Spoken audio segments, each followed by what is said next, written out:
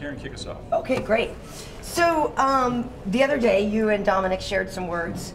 You said there was something that got over his head that we maybe missed that was beeped out. So maybe you should just reiterate what you were saying to him. Yeah, I mean, just let him know I'm not going to chase him in there. You know, and it just went over his head. How I, portrayed it. It just went over his head. It was too forward for him to understand. I think he was just kind of shocked that he didn't get it and didn't know what to say after it. So yeah, just let him know I'm not going to chase him in there on December 30th. I never had to in my life. So yeah. And he's not. Dom's favorite thing is to try to wind people up and to get under their skin. Are you worried at all that you might get a little emotional going in there because you do want to punch him so badly? No, I like that. I'm a fighter. I like the trash talk. It makes it more of a fight for me. I know it's a sport. And the UFC tries to portray it as that into the audience, but for me, it's a sport is to participate for a trophy or a ribbon. In fighting, it's you don't earn those. Obviously we're fighting for the world title, but I'm not fighting for a win. I'm fighting to go out there and get the finish, get the knockout. So it makes it more authentic and real for me. It feels like more like a fight, like a street fight. That's where I am, a fighter. Yeah, it's an interesting mentality. So how much though does what's more important to you, beating Dominick or winning that title? You know what? It's Dominick's been the champion, someone that I've had my eyes on since I was a teenager, since I first started in the sport. And he was, at the top. He was the champion, so he had a bullseye on his back right away. I got into the sport not just to be a fighter, but I got into the sport to be the best fighter that I can be, and to be a world champion. And Dominick at that time was the champion, and now it's my time to, get my shot. And he's the champion now, so it's something I, look forward to is fighting him and knocking him out and taking this title and defending as many times as I can. Lord willing, I have longevity in my career and stay healthy and just fight as long as I can. Kind of have like a send off like Urijah Faber just did yesterday. So how much did you or do you respect him as a fighter and as a champion though? If you were watching him and he's been there since for your whole career and he's something that obviously you see how successful he has been. It's great. I think he's very consistent at what he does. His style of fighting, point fighting and getting decisions. Skating by in the split decision for myself, and I know that he has a lot of insecurities. So I don't know how I can sleep at night with going split decisions. For me, I want to leave no doubt. I want to leave no question that I'm the undisputed champion and I'm the best fighter in the world in my division. And that's why I go out there and look for the finishes and get the finishes. Well, you got Mizugaki though. Mizugaki, but yeah, I knocked him out faster. So I knew you were going to say one up him. I always got to one up Dominick. Do you think he's had tough competition? He's fought the fighters. He's fought I would say the wave of those fighters at his time. He's fought all the wave of those. Now I'm the new wave, the new generation, and the hybrid fighters that that are coming about. And you start seeing those with some of the other fighters that are coming up, and I'm one of them, the one that's first to kind of crack the scene, and the lighter weights. Obviously Conor McGregor, he's a kind of a hybrid fighter, but I'm the new school kid, like you said, new kid on the block. And I'm excited. Like I said, he's fought a lot of tough guys. Not taking away from any of them. I think they're all great adversaries that he's fought, and he's beaten them. But I'm a different beast in there, and I bring a different skill set than any fighters he's ever fought. So yeah, if you're a hybrid of what? You're saying Dominick is still sort of in the same first person. He hasn't evolved, or what? He hasn't evolved. He's been the same fighter to me. His movements, the way he fights, his strategy. The only thing that's changed is that he's gotten older. He's had 2 blown out knees, busted up hands. He's an older fighter in there. And like I said, I'm a new school. I'm a hybrid fighter, and he's coming from mixing it all. Grew up in the martial arts, not just one necessarily. The older school days, like Tito Ortiz, those guys. They're kind of got washed out. They did great. They were amazing. But there's always a new wave. In the next 10 years, there's gonna be a new wave of fighters that I'm gonna have to face. I'm gonna have to. A young hungry lion. I'm at the top of the mountain that's going to try to take my title from me, and that's where he's at right now, and that's where I'm at. But I believe that he's getting ready for the next chapter of his life. He took the box commentating job, which is a great, broadcaster, and he does amazing at that. But another thing too, he's okay. He said that he's happy without not having the belt. He knew that he didn't need that to be happy. So for me, he's kind of relinquishing that. He's kind of going into the next chapter, getting ready for that. Being okay, with not having it. And I think he's losing focus. You know, he's working 2 weeks before the fight. You know, he's breaking down all these fights. You know, you got me in front of you. You know, you should be solely focused on me. You know, and you know, I believe he's ready for the next chapter of his life, and he's done great holding the title and keeping it polished for me. So I thank him for that. Dominick fought Faber for the first time in 2007. Did you watch that fight? Do you remember anything about it? How old were you when that happened? It was like 9 years ago. 2007, I was 15. 15. I was a freshman in high school. I remember Wow. that. Yeah, I choked him out with one arm. Yeah. Choked him out with one arm. Did you watch it at the time? Yeah, I did. I've been watching fighting since probably 2004. I mean, I remember my first fight was, before that, it was like, first fight I was like, wow, I really want to do this, was Forrest Griffin, Stephen Bonner on the Ultimate Fighter. I was like, I'm going to be a world champion that day. And I think I was in Illinois. I was, however old I was on a national team for Ohio Wrestling, and we saw that fight. But yeah, I watched that fight with Dominick and Faber, and you know, yeah, Dominick's given up in there. He's tapped before, you know. He didn't go to sleep. I'll go out on my shield. Yeah, I've been knocked out before, and that was years ago, and he wants to keep bringing that up. But I'm a fighter. I'll go out on my shoulder or come back with it. You know, that's what I'm prepared to do. You know, he's given up in there before. I've never given up in a fight. You know, I'd rather, you know, you're gonna have to, like I said, knock me out, choke me out, break my arm, do whatever you have to do to make me stop. I'm not gonna give up in there. And he's tapped in there before, and he's given up, so he has that in him to give up. He's kind of been feuding with Alpha Male since then for 9 years, which is a really long time.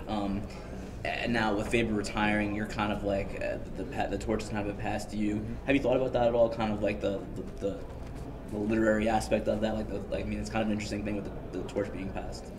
Yeah, you know, it's crazy, you know, how everything's kind of fallen into place with Urijah, you know, send off, and you know, it's one of the, without Urijah and how he's paved the way for fighters like myself and a lot of fighters that are at the top of their game now, and to me to fight, you know, 2 weeks later from my first world, you know, title shot. It's amazing how it's fallen into place, you know. Against his like biggest passing rival, the torch too. against his biggest Yeah. rival, and something that's the guy that's really took me under his wing and mentored me the past 3 years. I learned a lot from him. We're different fighters, you know. I possess different skills in Urijah and so forth, but I truly believe in myself and my team and coaches and Faber. He's been in against Dominick Cruz 3 times. Justin Buckles is cornered against Dominick Cruz 27 rounds. So we know what we have to do, and we know that I'm the guy to do it. Why does Cruz keep asking you about concussions? He keeps in every interview that I've seen with you guys, he keeps bringing that up. Why is that? It stems back from me getting knocked out as an amateur. You know, it happens. You know, but it comes from also his insecurities. You ever see his interview about him getting knocked out in practice? He talks about that, and that's something that you fear. His fear, he's desperate, and it's something that he thinks about is being. So he's trying to pass that lay on to me, is focusing on me. Oh, you've been knocked out. There's video of it. I'm gonna pass it on to you. But that's what he fears. He fears of me knocking him out, and he's damn right. That's what I'm gonna do in there on December 30th, is knocking him out. So he's trying to just take that off of his mind and trying to pass it to me, you know, and that's fine. You know, I've learned a lot from that fight. I'm thankful for that fight, to be honest. I don't think without that fight, I wouldn't be where I'm at today. It made me really show that I really love how much I love fighting, be able to get back up, you know, and get back to training. And you know, after I could have walked away, I could have been done. You know, after that loss, it was a devastating loss. You know, but of the things I was doing in my life, you know, I think that was karma.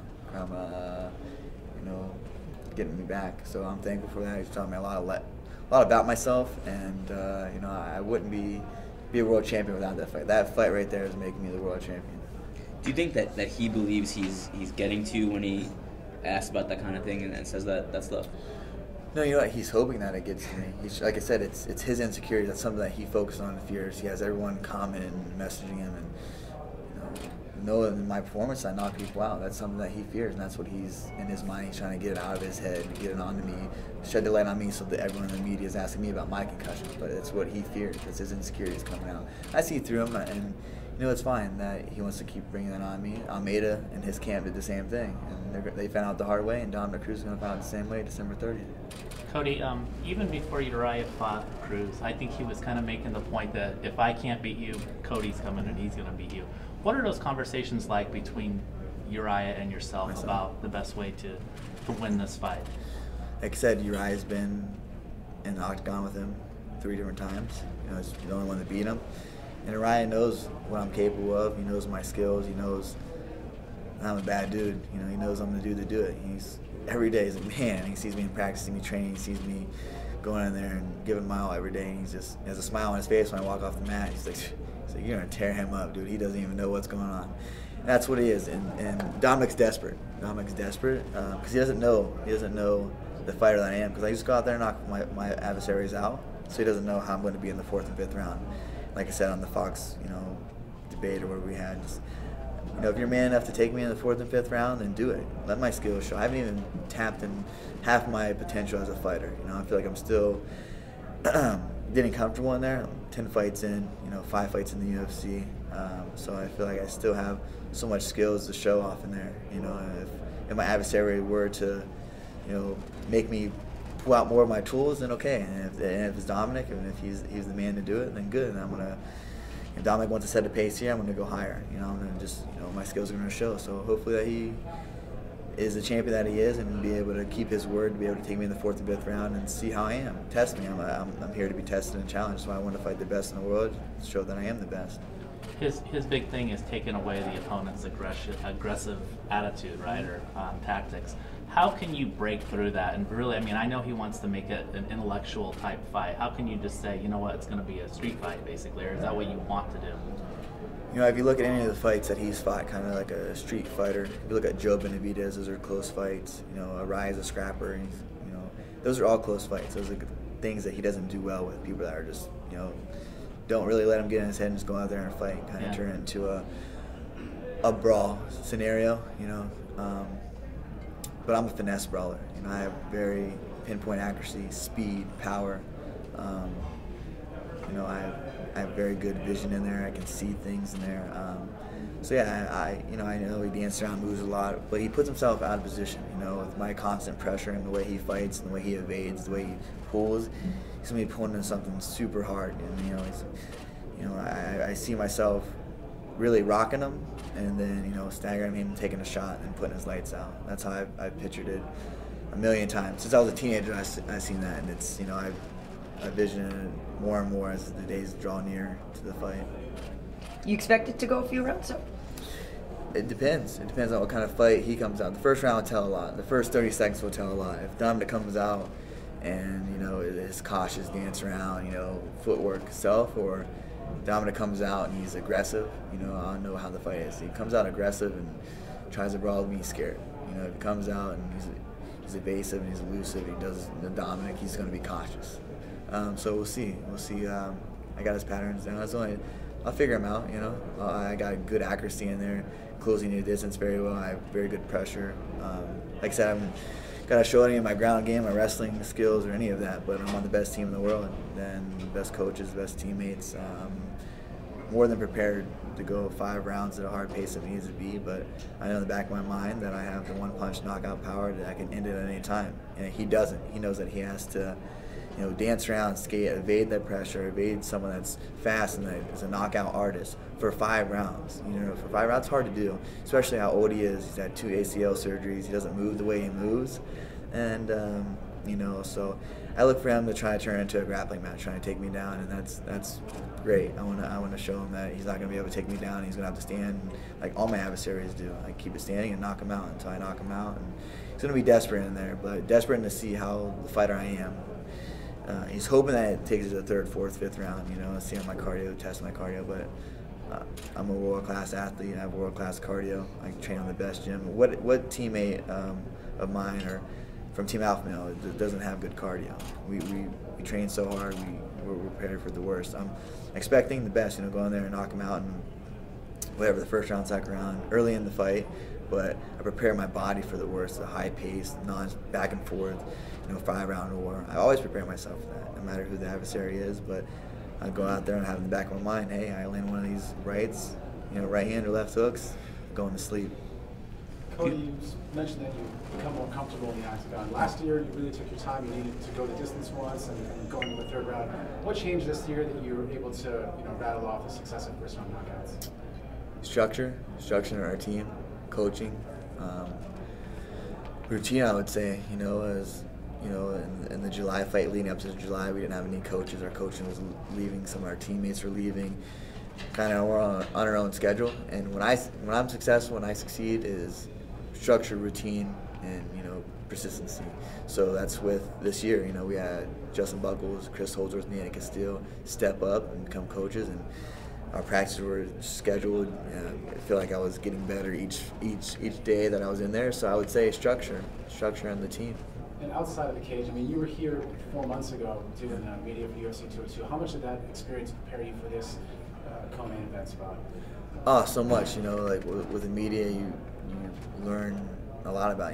This is my second luncheon. I remember the first luncheon had my name on it, and I was tickled to death. I was like, wow, this is all for me, and it was amazing. It's humbling. It's humbling, to be honest. To see the behind the scenes, to see the media, everything that goes into it. As a kid, I just pictured myself being a world champion and not having all this media obligations or the hype around the fight. But it was a good experience going into this fight. This is obviously more media leading up to this fight, but I had a lot of media last fight, so it was nice to kind of get my ears wet with that and handle this one. And did you have these conversations before you signed with UFC, as in they were going to build you a certain way? I mean, you're only 5 fights in, you're already fighting for the title, but it seems like you've had this career arc and trajectory where this is a natural culmination. Shit, the first time I talked to Dana was after the Almeida fight, so, and after the Takea fight, so it's, I like the sport. I like the UFC because they give you the opportunities, Every fighter wants to complain about this and that, but really they give these opportunities. It's about you going out there and performing. You going out there performing and, doing the media obligation, but also going out there performing and put on shows and getting the finishes. So, yeah, I mean, it's definitely gotten me experience to be here, but this has been day one plan, being a world champion. No matter who it was, it just happened to be Dominick was the champion when I, envisioned it, and now it's like I said, it's my time, and he's a champion now. So, like I said, when I first saw UFC fighting, I just didn't want to be a fighter. I want to be the greatest. I want to be the best fighter that I can be. Lord willingly, I'll go out here and on December 30th knock out Dominick Cruz, and whoever out of the TJ Lineker fight, let the best man win. Defend him in 2017 for my first title defense. So speaking of those guys, sorry. No. Speaking of those guys, obviously it's maybe inevitable that one day you're going to fight TJ. You guys train together. What, in your experience having trained with him, what leads you to believe that you can beat him in a fight as well? Everything. Just the contract signed, the date, going in there, feel 100% confident. TJ and Lineker are easier fights for me than Dominick Cruz, and the reason why I say that is because they'll come forward, they'll fight, they'll come forward, they want to bring the fight. Dominick will be evasive and dance and not want to fight. But, Dominick's talking all this trash in the media, how he's going to put me in the hospital and concuss me, and, you don't do that running away. So he wants to stand and bang in the pocket and trade. I'll be more than willing, but I have no problem tracking him down with the pace and finding the angles and cutting him off and putting him away that way. But like I said, I feel confident with TJ or Lineker, whoever they're to fight. Like I said, I'm focused on Dominick Cruz. He's my next adversary to the throne and get that title from, and then we'll worry about whoever in the beginning of 2017. Looking forward to either of those. Like I said, I was supposed to fight John Lineker. He pulled out the week of the fight in February. That's what I had. I texted Sean Shelby. I said I want Lineker Almeida title shot. Lineker failed, to appear. Obviously, he got sick the week of the fight. Had to fight Augusto Mendez, and then it was Almeida after that, and then it was Takea. So kind of, similar. I had Almeida in there, so I was one that I was right with. But yeah, I mean, either or, whoever wins, it's be willing, willing to fight either of them. Whoever, I want to fight the best, prove myself, and then wipe out the division and think about going elsewhere or super fights. But there's a lot of opponents that I want to dispose of in the 135-pound division. Some people have said that maybe it shouldn't have been you getting the shot, that it should have been someone like TJ Dillashaw. How do you respond to that? How I respond to that is 3 first-round finishes. I don't see anyone else going out there and finishing. And I was offered to fight TJ Dillashaw on a 12-day notice. People don't know that. They called me up to fight him at UFC 200. They said Rafael Sensao's hurt. He goes out there and performs against Rafael Sensao, who's had 2-year layoff and couldn't finish him. That's the thing. TJ just fought to win, just to fight to secure his spot. So I'm going to win this fight. I'm going to get the next title shot. You know, you don't do that. You know, you can't fight like that. And that's, you let that go. If you went out there and knocked out Rafael Assunção, okay, have the title shot. You know, my time will come. But he went out there and couldn't even finish a hurt opponent. You know, they offered me to fight, but I didn't need that fight. You know, that was a fight that I didn't need at the time. Like I said, I'm just coming off the Almeida fight, a short notice fight for myself. That has a lot of story build up. You know, like it's a big money fight for me. You know, I know what I have to do, and you know, so he couldn't finish him, so he wants to cry and complain, and he had $100,000. I mean, it was really, I was kind of like, this guy's really doing the most to get this title shot. If he really wants it, I should just give it to him, you know. 'Cause I was told before the Takea fight that I had the title shot a couple of times. It was just business, negotiations, contract. You know, and that's what really held it off so long. I was always the one that was getting the shot, but it was just about, you know, getting more bang for the buck, you know, being smart, not just being a fighter that's going to go out and fight anybody, you know. I want to, you know, have a future and, you know, have something after I leave fighting. You know, I want to be a broke fighter. I want to be smart. You know, like I said, I'm a fighter at the end of the day, but I want to make a good living. You know, be able to have a family and, you know, provide for my kids and go on to the next chapter of my life. You know, so it's smart to have to save those fights for bigger money fights. Is it a good or bad thing to be on the same card as Ronda's return? Well, it's good. I mean, I think me and Dominick, you know, everyone's talking more about our fight, is more excited for our fight. You know, it's great. I'm a huge Ronda fan. I think that she'll beat Amanda Nunes stylistically. It's great though. I mean, the more eyes, you know, it's a return. She's already talking about this might be some of her last fights, so it's gonna be a lot of eyes. But I just focus on myself. You know, I've always believed that I'm the main event, whether I fight the first fight on the night or what. It's my time. So I don't really try to care about what card I'm on or if I'm on the bigger cards. I just go out there and perform because it's my night. You know, I work so hard to have that spotlight and get in there and fight. So, but I'm always excited to be on big cards and bigger names, and it's nice that I'm, you know, co-main slot. You know, the co-main slot with Dominick and Ronda's the main event, so it's in Vegas. You know, I can't fight capital of the world. I love fighting in Vegas. You know Paige pretty well. She had a bit of a setback on Saturday night. Where do you see her going from here, and what do you think she needs to do to continue her evolution? Obviously, she's still really young. Exactly. That's one thing that she has in her corner, is that she's young and she's very skilled. She just has to hone down. I think, you know, do some things that, you know, a little bit more training, figure out some things, you know, switch it up, training more. Maybe, you know, she really was busy with Dancing with the Stars, so this past, you know, 6 months, you know, as Michelle's been training, you know, she hasn't fought since July. She's been in the gym. So I think when, you know, with Paige, she's fighting those top 10, you know, top 10 girls in those fights. You gotta train. You gotta train and keep active, and be solely focused on that. And the girls are evolving. You know, there's a couple of them that stood out, but now they're getting really well rounded. You see it a lot. You know, the ground, they're striking. You know, the girl fight in Sacramento was fight of the night, and that was amazing. So the girls are evolving, and that's amazing. That's helping the sport grow. I think you just gotta keep evolving. But like I said, she's young. She's very skilled, very athletic. We have a great team, great coaches, and she'll find her groove again. You know, she'll find her groove. That's the thing with fighting. It's a crazy sport. You win some, you lose some. That's how you bounce back. You look how she bounced back with the Rose loss. You know, coming off of Dancing with the Stars, all that pressure, and she had like 6 weeks to get ready. Has her, you know, amazing highlight reel knockout. You know, just ups and downs in the sport. This is a crazy sport that we live in. I mean, it's one punch or one wrong move, you know, from ending a fight or being your hand raised or hand not. So, you know, she'll be fine. She's young and she'll get back on it. Do you think she'll be able to juggle the entertainment stuff as well as fighting? I mean, obviously it's understandable because they pay her really well to do Dancing with the Stars and all that kind of stuff, so it's hard to turn down that money. But do you think that she can juggle, you know, both those two entities? You know, that's something that she's gonna have to decide if she's really gonna be a fighter or an entertainer. You know, not a bad position that she's in. Sure. You know, to be able to dabble in both. You know, tell you what, if I could dance like that, I'm sure that I wouldn't be fighting. You know, I'd be dancing, but. You know, I love fighting. It's something I want to do. If something else were to arise, you know, out of this, you know, I'll take it. But I'm focused on fighting, and yeah, she should be too. You know, she's young and she has so many years of getting better, and it's about her and what she wants to do at the end of the day. Cody, this has been your most prolific year as a professional fighter. Moving forward, can you keep this pace up, fighting 4 times a year, or what is the ideal schedule for you? Yeah, I mean, I'm a born fighter. I'm bred to do this. I have nothing else. This is all I know is fighting, and it's all I've ever known. My body's built to fight. You know, I'm healthy. 4 fights, I'm very active.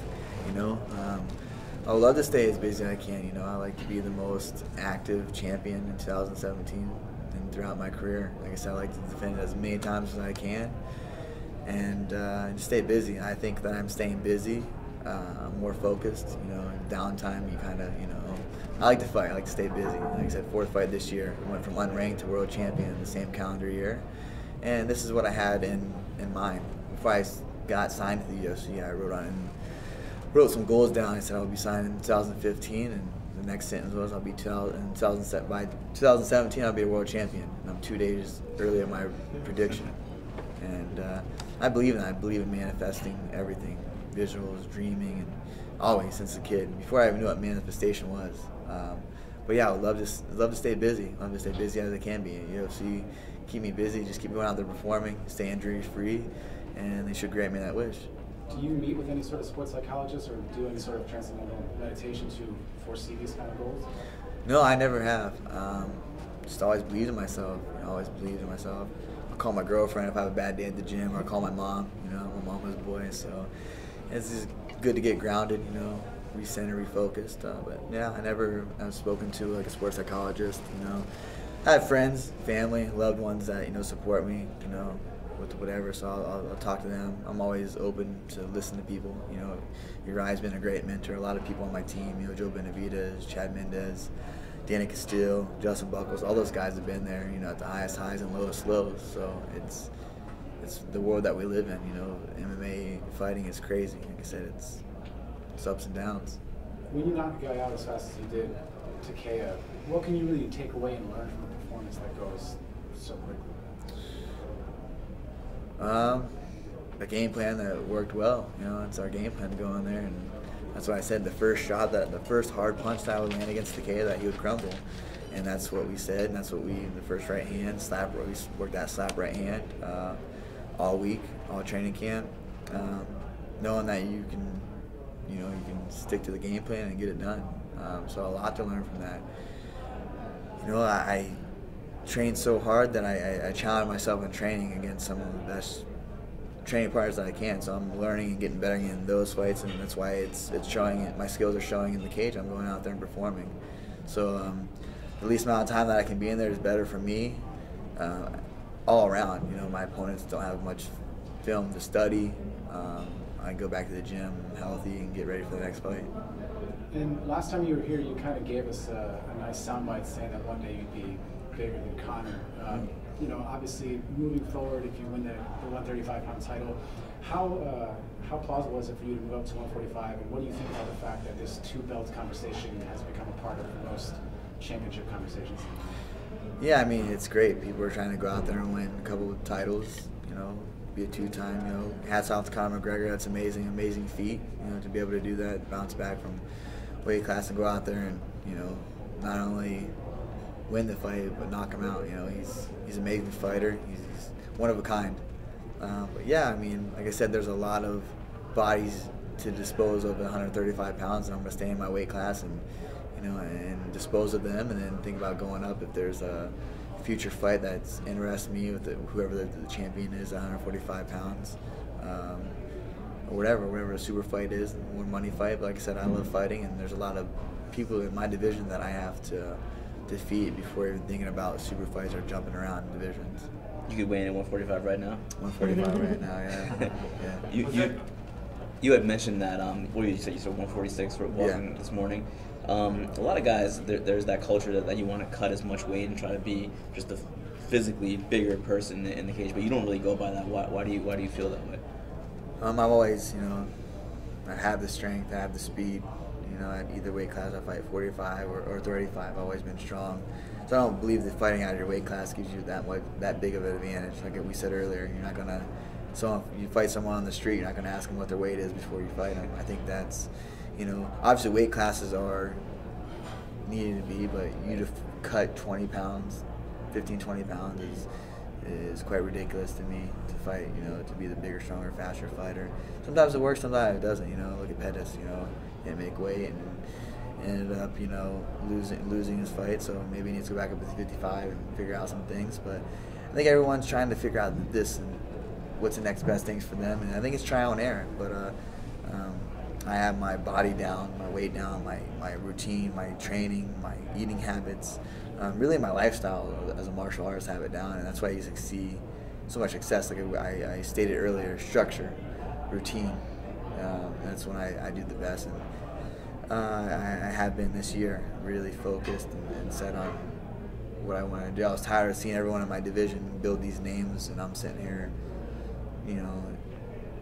getting my debit card declined, trying to buy a coffee, I was hungry, going to the gym, and all these guys are making these names and winning these $50,000 bonuses. I'm like, man, I want to fight these guys. And I was asking to fight them since day one. And finally got my, they gave me the opportunity. It's like, they give you the opportunity, you got to go out there and perform. So just hungry, focused, and motivated. What's a guy like you make of, Conor and Ronda? I mean, in a way that you want to be that great, but there's also like some cautionary tales to it, and seeing how Ronda's kind of behaved as if she's burned out a little bit. Right. Conor now kind of bickering with the UFC over money and stuff like that. What do you make of that? A guy like you make of that? Being on that kind of superstar level, or the money? Yeah, or I mean, when you get that big, look at what happens. I think staying humble. That's the thing. You have to stay humble. You have so many people pointing in so many directions, so much money thrown at you, so many offers. Just staying humble and staying. What got you here is being in the gym, training hard, the routine, the structure. Keeping that routine, structure, and humble is going to keep you at the top. That's what I believe. I mean, like I said, you don't know what they're going through. So many people pulling and pushing them in each way, each direction. But for me, I have a very strong group of people that care about me and love me, that's gonna know if I get out of line or I'm doing something I shouldn't do, they're gonna make sure I'm staying in line, stay focused. So I'm very thankful for that. So just staying humble, I guess, and staying to remember what got you here, what opened up all these doors, and that's fighting. That's being in the gym, training your ass off, dedicating your lifestyle to this, and and doing that. I think sometimes if you really get burnt out of it, is it really your passion? Are you really doing it for the right reasons at that time when you get so big or you defend the title? I've always been hungry. Fighting is something that I've always loved. Even when I could never walk away from fighting. She's probably gonna have to pull me away from it, or my coach or teammates. But like I said, I'd like to have a send off like Urijah. That'd be amazing. He's had a great career. He gets going, keep his brains, keep his smarts, and go into different business. And he does so many different things outside of fighting. So I would say structure, staying humble. When did you fall in love with fighting? Like, is there a moment you're like, this is what I'm gonna do? Yeah, I mean, as a kid, I had a brother that was 10 and a half months older than me, and I remember just always fighting with him, and we lived in the country, and stick fighting wherever we fought. I mean, I just loved it. I was like, man, it was a rush, an adrenaline rush. Like, I don't know if it was so we didn't get caught by our mom and get our asses beat or what, but there's just always that rush of fighting that I always loved, and having an older brother, fighting him, I don't know, I just always fought. It was a norm for me. I always saw fighting in my life. That's all I've known was fighting. I've seen fighting, in some ways I shouldn't have seen fighting, but all I was around fighting, and something that once I controlled all that and put it into a positive light, instead of street fighting, getting fights at school or wherever in the bars or clubs or getting stabbed, I kind of it took me a couple of times, growing up to realize man, this is fighting. You can do something with fighting. But my whole life I was told that fighting I would never amount to nothing with fighting. It was my teachers, my coaches, but it was always felt like what I wanted to do was fight, and so yeah, I've always loved fighting since I can remember, since a kid. Cody, this has kind of been a marquee year for the Bantamweights. Can you talk a little bit about the evolution of the division and basically where it goes from here and how it's going to? Yeah, I mean, there's been some great Bantamweight fights, and it excites me for potential matchups, potential fights, against people that are you know, becoming stars too in the division is bringing eyes to our division. You know, we were kind of not, you know, at the time we weren't really talked about. People, you know, the bantamweights, they don't carry finishes, and there's some finishers on our division, and it's great, you know, to have those eyes on us as far as like a heavyweight or a lightweight, you know, contender. But yeah, there's some fighters that go out there and perform, and like I said, it excites me for potential matchups in the future. When you were here, obviously you mentioned that after each successive win, you get some more ink. Did you get some new ink after the calf fight? No, I didn't. That shit hurts.